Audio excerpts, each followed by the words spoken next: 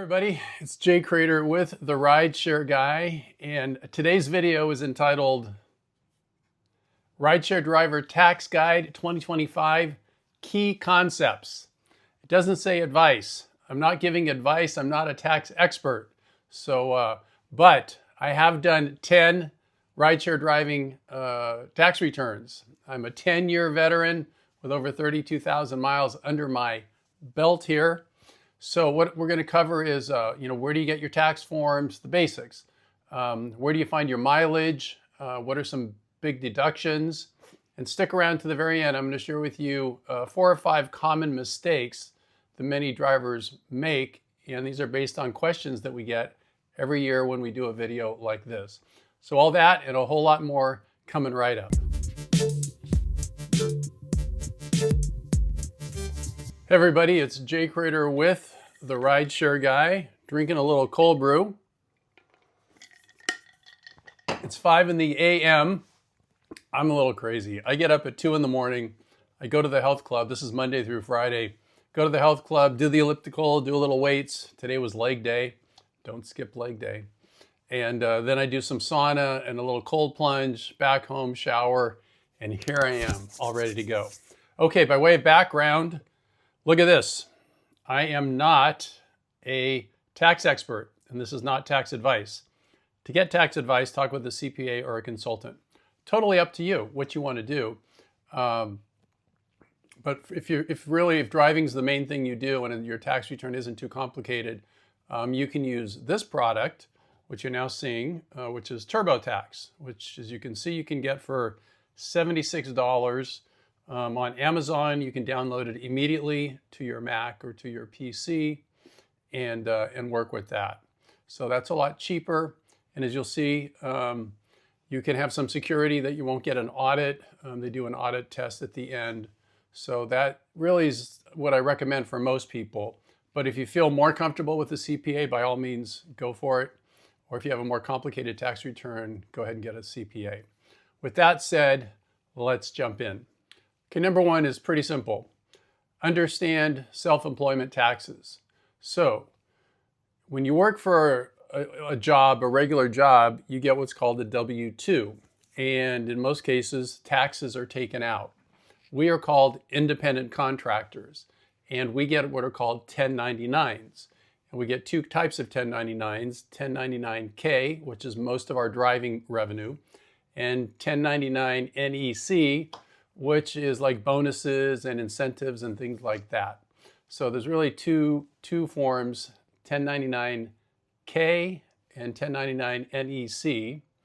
And the other form that we have to get from both Uber and Lyft is their summary.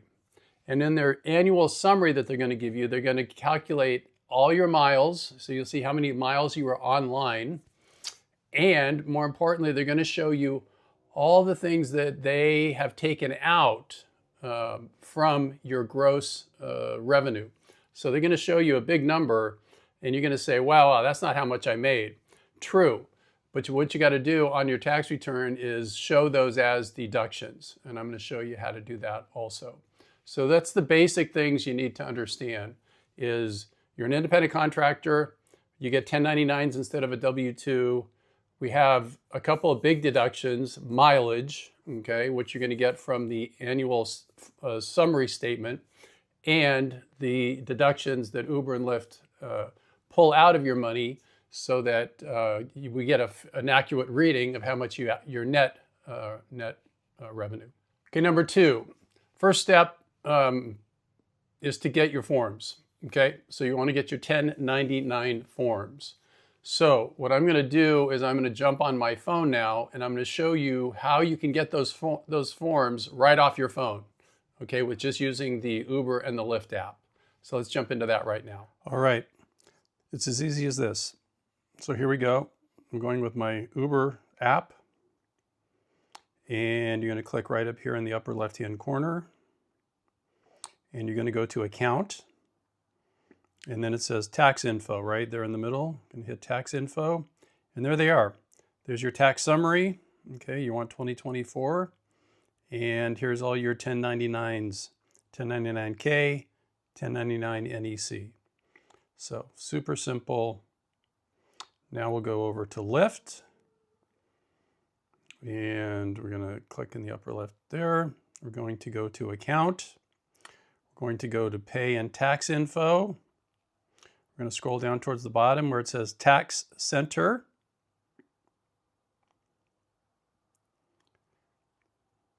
And right there it is.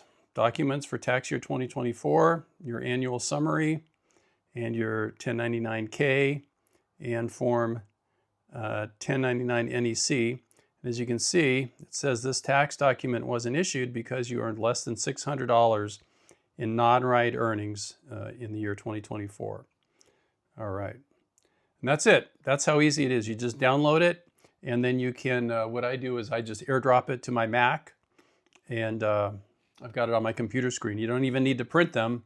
You're just going to pull the information off of them and put them into your TurboTax.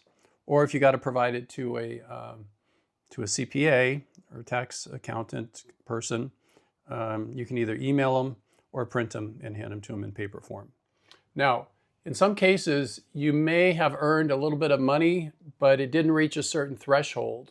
So Uber and Lyft will let you know what you made on your summary, but you won't actually get a 1099, which means that 1099 will not go, there is no 1099 to go to the IRS. So as far as the IRS knows, they're only seeing the 1099s. So there could be a little bit of extra revenue, which you earned, which you should report on your tax return, even though you don't have a 1099. And number 3, maximizing deductions, all right? So what we're going to do right now is go and we're going to look on my computer at the annual summaries that you get from Uber and from Lyft. And I'm going to show you where you can find your online miles and where you can find the different fees that you need to subtract from your revenue. Start with Lyft. So this is what the tax summary looks like. And at the very beginning, you can see your driving totals. Online miles, January through June, July through December, how many rides, and you see your ride payments, and here's that amount that was under $600 that is non-ride earnings. That would normally show up on an NEC, but since it's under 600, it does not. And here are the important deductions: Lyft platform fees, service fees, third-party fees, and express pay fees. Okay, so important things are the miles, okay, because that's times $0.67, 67 cents per mile. That's a deduction. And off of your ride payments, that's the amount that shows up on your 1099-K, but what you actually got paid was that less these things. All right, so that's Lyft. Here's Uber. Make this a little bigger. Okay. Here you go. Here's your online miles right at the top. And here it makes it even a little clearer. Here's your gross payment. That's what's showing up on your 1099-K. Here's your expenses and your net payout. And then to break these down, you just go a little further down and you see here they all are here. Uber service fees, airport, city fees collected. So let me show you where you put the platform fees, all of the deductions into TurboTax. So when you're in TurboTax, there's a section called miscellaneous expenses, and it's at the very bottom. Any miscellaneous expenses. And this, as you can see, where I've just typed them in, Lyft platform fees, Lyft service fees, Lyft third-party fees, Lyft express fees, and then under that will be your Ubers, okay? So those are big deductions. As you can see, just from Lyft, there's like $10,000 in deductions.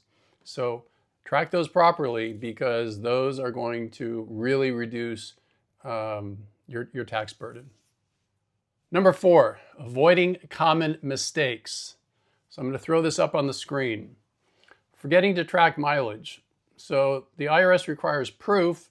So use a mileage tracking app such as Solo, okay, which is a great app, to log every mile driven for work.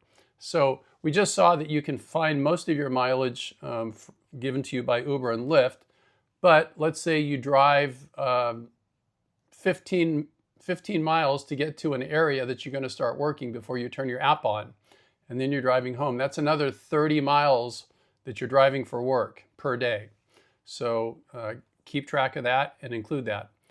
Another mistake, people don't separate their personal and their business expenses, okay? So it's a good idea to keep a separate bank account for your work versus your personal. The third mistake is underreporting income. So as I said, even if you didn't get a 1099, you still got to report the income that came in. Because if you do get audited, that will come up, and then you would have to pay the tax anyway. The next one is missing deductions.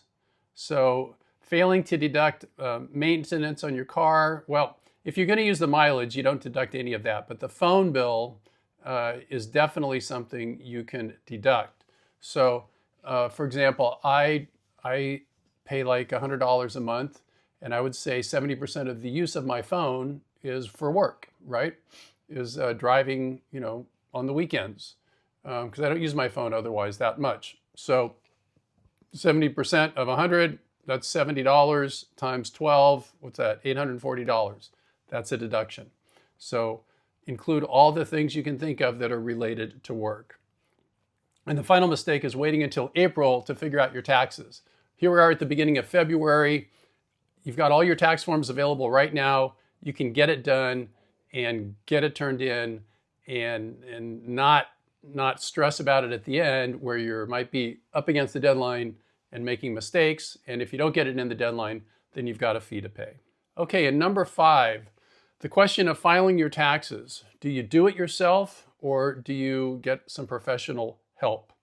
So as I said, I recommend TurboTax. It's $75 and it's pretty easy to use. And once you use it one year, it's very easy to roll things over to the next year and do a comparison.